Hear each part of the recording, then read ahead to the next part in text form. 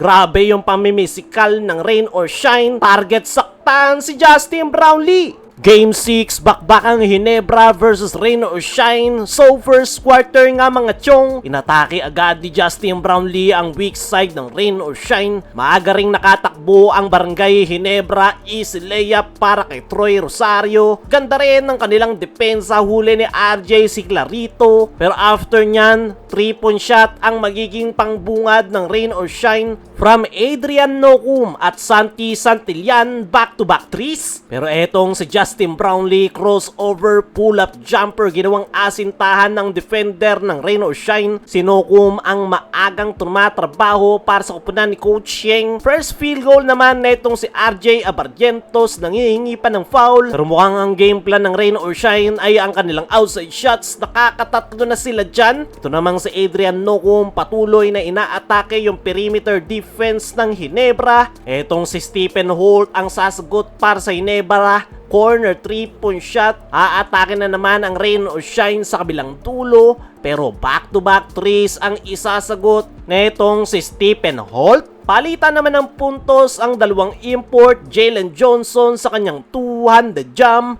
Justin Brownlee naman, biglang atake to the basket. Timeout ang Rain or Shine. Tabla tayo sa 17. After that timeout, take over mode na. Etong si Jalen Johnson, inararo lang yung depensa ng Ginebra sa ilalim, sabay pull-up jumper. Pero yung mga gwardya ng Ginebra ang sasagot dyan. Dying seconds na magbaon pa ng tres etong si RJ. Kaya natapos ang first quarter, tabla tayo sa 22. Pagpasok ng second quarter, walang sinayang na oras si RJ. Atake agad sa kanyang reverse layup and one play. Pero 5 straight points ang sagot dyan ng Rain or Shine. Mamuyak to the basket, sabay 3-point shot netong si Kalen Chongson. Pero after ng 5 straight points na yan ng Rain or Shine, ito na yung mga bench players ng Ginebra. 12-0 run, 3-point shot. Ganda pa ng mga pasa ni Ralph Koo. Nandun din yung kanyang depensa, Jeremiah Gray. Ganda ng pagkaka-hand off play kay Isaac Go sa ilalim. Nakakita naman ng mismatch si Justin Brownlee. Pinostian niya sa ilalim si Mamuyak.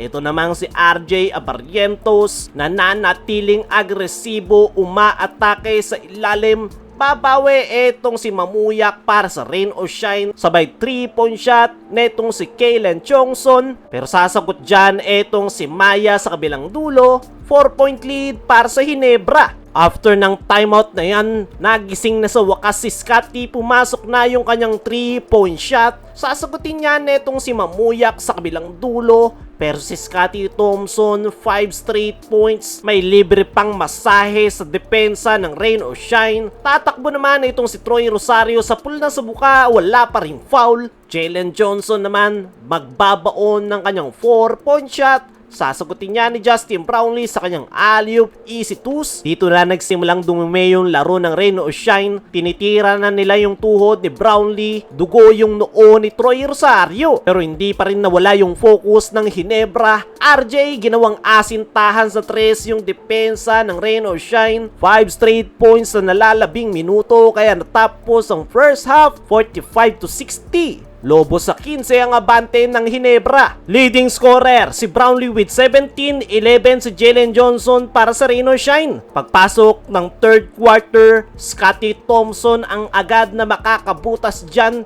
Pero eto na ang Rain or Shine, Nocum aggressive to the basket. Binubuhay ang Rain or Shine, nakikipagsabayan sa ilalim, sabay 3-point shot netong si Kalen Chongson. Grabe na yung pamimisikal ng Rain or Shine. Adrian Nocum ayaw bitawan ang bola, pilit na inaagaw kay Brownlee. At mas lalo pang nag-iinit dyan ang Rain or Shine. Sobrang lalim ng reverse layup na yan, sabay 3-point shot ni Jonard Clarito. 17-2 run. Baba na lang agad sa dalawang kalamangan ng Ginebra. After ng timeout na yan, Justin Brownlee, all-out performance na sa Barangay Ginebra. Kasama niya etong si Scotty, ganda ng fake screen, sabay cut to the basket. Ralph Koo, Ganda ng nilalaro, 3-point shot. Ganda pa ng pagkakapasa niya sa ilalim kay Justin Brownlee. Pero ang Rain or Shine may pangsagot, 3-point shot from Santillan. Sasagot si Isaac Go. Pero 4